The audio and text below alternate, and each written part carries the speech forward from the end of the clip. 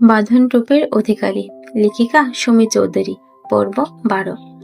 Sir, আমি বাইকে উঠতে ভয় পাই, মাথা নিচু করে মিনমিন করে বলল রূপা। বাঁধন বাইক স্টার্ট দিতে গিয়েও থেমে গেল। সে প্রচন্ড অবাক হয়ে রূপার দিকে তাকালো। তার চোখে মুখে একরাশ বিস্ময়। সিরিয়াসলি, তুমি বাইকে উঠতে ভয় পাও? রূপা মাথা নিচু করে অপরাধীদের মতো আলতো করে হ্যাঁ সূচক মাথা নাড়ালো। বাঁধন এবার পড়ল মহাজালায়। সে পুলিশের মানুষ, সারা জীবন বাইক চালিয়েই অভ্যস্ত। একটা বড় সড়ো শ্বাস টেনে নিজেকে শান্ত করার চেষ্টা করে বাঁধন বলল, কিচ্ছু হবে না, উঠে বসো। রূপা একবার বড় বড় ভীতু চোখে তাকিয়ে বলল, না, আমার খুব ভয় লাগে। এত ছোট গাড়ি যদি উল্টে পড়ে যায়। রূপার কথা শুনে বাঁধন হাসবে নাকি কাঁদবে বুঝতে পারল না। এই জেনারেশনের মেয়েরা সাধারণ বাইকে উঠতে পাগল থাকে, আর এই মেয়ে বলছে কিনা ছোট গাড়ি দেখে তার ভয় লাগে। রূপা অনুরোধের সুরে বলল, স্যার, আমি একাই চলে যেতে পারবো। আপনি শুধু আঙ্কেলকে বলবেন না যে আমি আপনার সাথে যাইনি, না হলে আঙ্কেল খুব রাগ করবেন। বাঁধন বাইকটা স্ট্যান্ড করিয়ে নামলো। চাবিটা ঘুরিয়ে ঘুরিয়ে পকেটে পুড়তে পুড়তে গম্ভীর গলায় বলল, চলো, আমি তোমাকে গাড়িতে তুলে দিয়ে আসছি। রূপা অপ্রস্তুত হয়ে বলল, না না স্যার, প্রয়োজন নেই, আমি যেতে পারবো। সেট আপ, এত কথা বলো কেন তুমি? চুপচাপ আমার সাথে চলো। বলেই বাঁধন গটগট করে হাঁটা শুরু করলো। পেছনে পেছনে রূপার মাথা নিচু করে হাঁটছে। সে লক্ষ্য করলো লোকটা কত লম্বা। বাঁধনের পা ফেলার ভঙ্গি আর তার দীর্ঘদেহের সামনে রূপার নিজেকে একদম ছোট বাচ্চার মতো মনে হচ্ছে। হঠাৎ রাস্তার মোড়ে একটা ধবধবে সাদা খরগোশ বসে থাকতে দেখলো রূপা।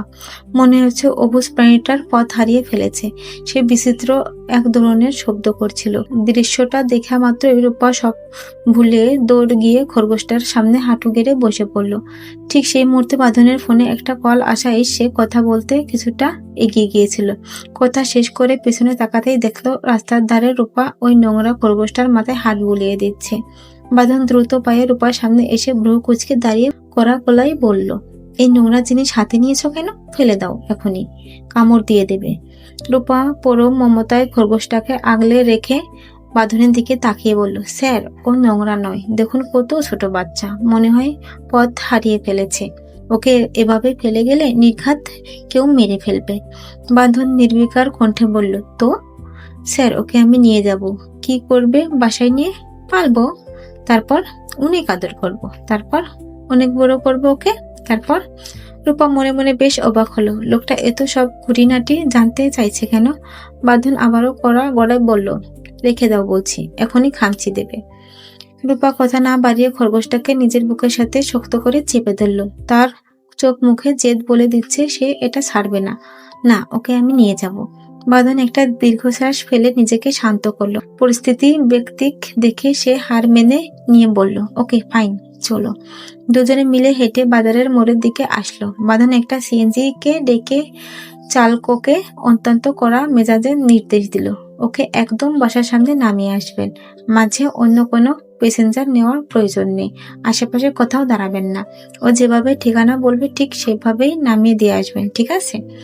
চালক ভয়ে পেয়ে মাথা নেড়ে সায় দিল। রূপা আর তার নতুন সঙ্গী খরগোশটাকে বুকে নিয়ে সিএনজির উপরে উঠে বসলো। বাঁধন পকেট থেকে মানিব্যাগ বের করে চালককে অগ্রিম ভাড়া মিটিয়ে দিল। মুহূর্তের মধ্যে সিএনজির ধুলো উড়িয়ে সামনের দিকে এগিয়ে চলল। বাঁধন অপলক দৃষ্টিকে সেদিকে তাকিয়ে একটা লম্বা দীর্ঘশ্বাস ফেলল। অন্যদিকে শান্তা বেশ ক্লান্ত হয়ে রাস্তার ধার দিয়ে হেঁটে বাসায় ফিরছে। প্রচন্ড রোদ আর তার মাথা যেন ফেটে গিয়েছে।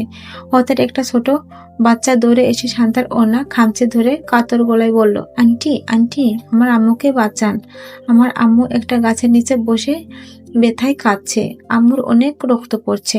শান্তা অবাক হয়ে বাচ্চাটির দুই কাঁধ ধরে নিয়ে হয়ে নরম গলায় বলল, কি বলো, তোমার আম্মু কোথায়?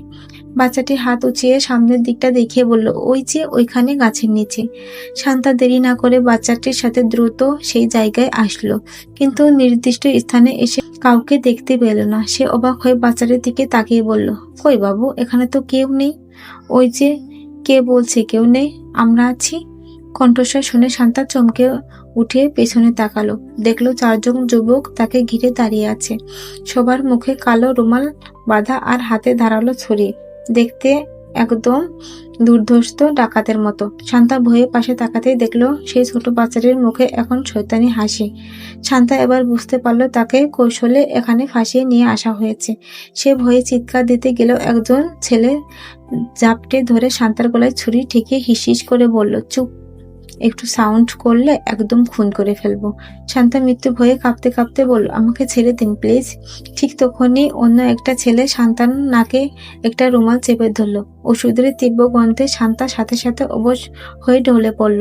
ছেলেগুলো তাকে পাজা কোলে করে তুলে একটি কালো কাচের গাড়িতে তুলে দ্রুত সেখান থেকে হাওয়া হয়ে গেল। রবিন নামক ছেলেটি গাড়ি থেকেই তার বসের কাছে ফোন দিয়ে উত্তেজিত গলায় বলল, বস, আজকে ধরেছি। আজকের মালটা একদম জবরদস্ত, 5 লাখ তো শিওর। আমার মনে হচ্ছে আরো বেশি পাবেন, মেয়েটার যা ফিগার। ওপাশে ফোনের ওপাশে কেবিনের ঠোঁট একটু কুৎসিত শয়তানি হাসি ফুটল। সে বাম হাত দিয়ে সিগারেটের লম্বা টান দিয়ে ধোঁয়া উড়িয়ে আইস করে বলল, তাই নাকি? তাহলে তো একবার আমাকে ট্রাই করতে হয়। তাড়াতাড়ি নিয়ে আসছি বস, রাস্তায় আছি। ওকে। মাগরিবের আজান শেষ হওয়ার সাথে সাথে রূপা তার বাসার সামনে এসে নামলো। আজ অনেক দেরি হয়ে গেছে। সে বাড়ির ভেতরে ঢুকেই দেখলো সোফায় আকাশ আধশোয়া হয়ে ফোন টিপছে। আর কেউ নেই, হয়তো রূপার মা আর কাকি নামাজ পড়তে গিয়েছে। আকাশ রূপাকে দেখা মাত্র সোজা হয়ে বসলো। সে সরাসরি রূপাকে জিজ্ঞেস করলো, তোর হাতে ওটা কি, খরগোশ না? রূপা খরগোশটির মাথায় আলতো করে হাত বুলিয়ে জবাব দিল, হ্যাঁ ভাইয়া। আকাশ ভ্রু কুঁচকে গম্ভীর গলায় প্রশ্ন করলো, কোত্থেকে নিয়ে আসলি? রূপা ক্লান্তিতে যেন ভেঙে পড়েছে। সে সংক্ষিপ্ত উত্তর দিয়ে নিজের রুমের দিকে পা বাড়ালো। রাস্তা থেকে ভাইয়া, আমি অনেক টায়ার্ড, পরে কথা বলছি তোমার সাথে। বলেই রূপা উপরে নিজের রুমে চলে এলো। সে খরগোশটাকে পরম মমতার সাথে পড়ার টেবিলের উপর বসিয়ে দিয়ে বলল, তুমি এখানেই থাকো, আমি ফ্রেশ হয়ে আসছি। নামাজ পড়ে রজনী রহমান আর শিল্পী রহমান বেরিয়ে আসলেন। শিল্পী রহমান আকাশের দিকে তাকিয়ে বেকুল কণ্ঠে জিজ্ঞেস করলেন, শান্তা এসেছে রে? আকাশ ফোন থেকে চোখ তুলে মায়ের দিকে তাকিয়ে গম্ভীর মুখে বলল, শান্তা এসেছে মানে? শান্তা কি এখনো আসে নাই? শিল্পী রহমান উদ্বেগের সাথে বললেন, না তো, আমি তো ভাবছি এতক্ষণ বোধহয় চলে আসলো। আকাশ সোফা থেকে উঠে দাঁড়ালো। ফোনে সময় দেখলো 7টা বেজে গেছে। শান্তা এখনো বাড়ি ফেরেনি দেখে তার বুকের ভেতরটা কু ডাকতে শুরু করলো। সে মায়ের দিকে তাকিয়ে আশ্বস্ত করে বলল, তুমি চিন্তা করো না মা, আমি দেখছি ও কোথায়। বলে আকাশ ঝোরের বেগে বাড়ি থেকে বেরিয়ে গেল। ভার্সিটি থেকে শুরু করে শান্তা সব বান্ধবীর বাড়ির খোঁজ লাগালো, কিন্তু শান্তা কারো বাসায় যায়নি। আকাশ এবার চরম অস্থির হয়ে ফোন দিল বাঁধনকে। বাঁধন তখন তার টিমের সাথে অত্যন্ত স্পর্শকাতর এক ইনভেস্টিগেশনে নিয়ে মিটিং করছিল। মিটিং এর সময় ফোন আসায় বাঁধন বিরক্ত হয়ে কলটা কেটে দিল, কিন্তু ফোনটা আবার বেজে উঠল। 1 2 3 গুনে গুনে 5 বারের সময় বাঁধন দাঁতে দাঁত চেপে ফোনটা রিসিভ করলো। ওপাশ থেকে আকাশ উত্তেজিত গলায় বলল, হালার গোরের হালা, ফোন ধরছিস না কেন? আকাশের গলায় সরে আতঙ্ক টের পেয়ে বাঁধন মুহূর্তের পেশাদার গাম্ভীর্য ফিরে এলো। সে একদম এসপি সুলভ ভারী আর ধারালো কণ্ঠে জিজ্ঞেস করলো, কন্ট্রোল ইউর টোন আকাশ, কি হয়েছে? কোনো ইমার্জেন্সি? শান্তাকে পাওয়া যাচ্ছে না ভাই। কথাটা শোনা মাত্রই বাঁধন স্পিয়ং এর মতো চেয়ার ছেড়ে সটান দাঁড়িয়ে পড়ল। তার চোখের চাহনি তলোয়ারের মতো তীক্ষ্ণ হয়ে উঠল। সে গম্ভীর গলায় কমান্ড করলো, হোয়াট? আকাশ হাঁপাচ্ছে। সে হরবর করে বলল, হ্যাঁ ভাই, ভার্সিটি থেকে শুরু করে ওর সব ফ্রেন্ডের বাসা খুঁজেছি, ও কোথাও নেই। বাঁধনের মস্তিষ্ক তখন ঝড়ের গতিতে কাজ করছে। সে ঠান্ডা কিন্তু কড়া গলায় জিজ্ঞেস করলো, লাস্ট কখন ওর সাথে কথা হয়েছে? তুই কি সব পসিবল রুট চেক করেছিলি, বা বাড়িতে ফিরেছি কিনা কাউকে জিজ্ঞেস করেছিলি? আকাশ উত্তরে বলল, আরে ও বাসায় ফেরে নাই দেখে তো আমি বাইরে হন্যে হয়ে খুঁজছি। বাঁধন এবার পূর্ণ কর্তৃত্বের সাথে আদেশ দিল, লিসেন টু মি, প্যানিক করবি না। আমি এখন শান্তার সেলফোনটার লোকেশন ট্র্যাক করার জন্য সাইবার টিমকে কমান্ড দিচ্ছি। তুই মেইন রোডে থাক, আমার ফোর্স মুভ করছে, আমি আসছি। রূপা ফ্রেশ হয়ে খরগোশটার শরীর মুছে দিল। তারপর ওটার নাকে আলতো করে একটা টিপ দিতেই খরগোশটা রূপার হাতে পরম মমতায় জিভ বুলাতে থাকলো।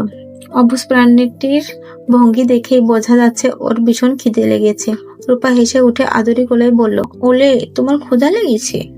রূপা দ্রুত রান্নাঘরে গিয়ে গাজর খুঁজে বের করলো, তারপর সুন্দর করে ছোট ছোট টুকরো করে খরগোশটার সামনে দিল।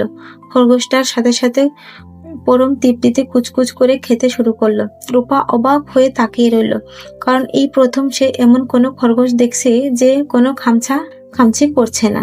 মনে হচ্ছে এর আগে কেউ এই খরগোশটাকে খুব যত্ন করে পালছে। সে হয়তো ওকে শিখিয়েছে মানুষের ভালোবাসা আসলে কি। রূপা মুগ্ধ হয়ে খরগোশটার খাওয়া দেখছিল। এই ছোট প্রাণীর শান্ত স্বভাব তাকে এক অদ্ভুত শান্তি দিচ্ছিল।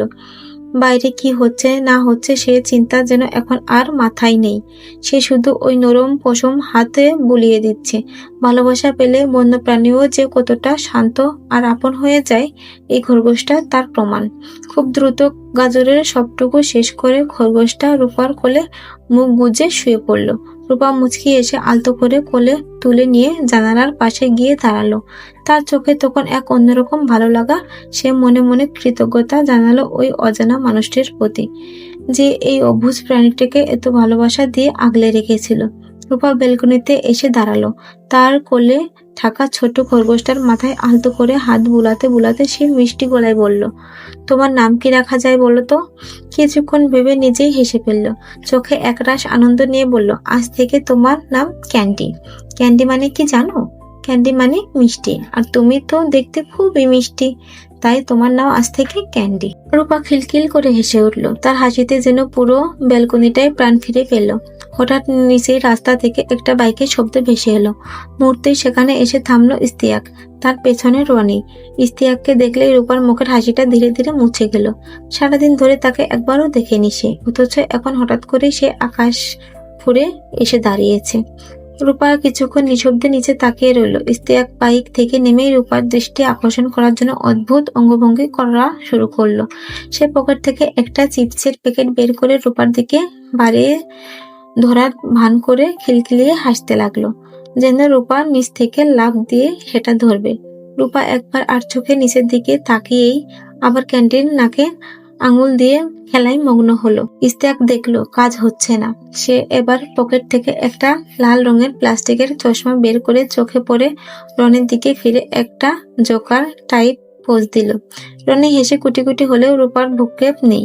রূপা ক্যান্ডিকে কোলে নিয়ে এমন ভাবে কথা বলছে যে এই পৃথিবীতে ইস্তিয়াক বলে কেউ নেই। রূপার এই চরম অবহেলা দেখে ইস্তিয়াকের ফানি মুহূর্তটা উবে গেল। সে গাল ফুলিয়ে রনিকে বলল, দেখলি রনি, সাহস কত বড়! আমি নিচে দাঁড়িয়ে এত কসরত করছি, আর সে আমাকে পাত্তাই না দিয়ে ওই একটা লম্বা কানের ইঁদুর নিয়ে মগ্ন আছে। আমাকে ইগনোর করা যে কত বড় রিস্ক সেটাও জানে না। রনি বাইকে হেলান দিয়ে একটা বাঁকা হাসি হেসে বলল, বস হুট করে এসে পাগলামি শুরু করলেন? মেয়েটা তো আপনাকে সাইকো ভাবলো। ইস্তিয়াক পকেট থেকে সানগ্লাস বের করে স্টাইলে চোখে পড়ল। তারপর উপরের দিকে তাকিয়ে একদম ভারিকি আর ড্যাম কেয়ার কণ্ঠে হাঁক ছেড়ে বলল, হ্যালো মিস, আজকেও আসলাম। কালকের মতো আবার জিজ্ঞেস করবেন না তো আজকেও এখানে কেন?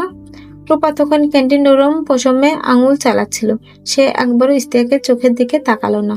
একদম বরফশীল আর অবজ্ঞাপূর্ণ কণ্ঠে জবাব দিল, কুত্তার লেজ কোনোদিন সোজা হয় না, জানেন তো? আর যারা কুত্তার লেজকে সোজা করতে চায় তাদের মতো ফালতু সময় নষ্ট করার রুচি আমার নেই।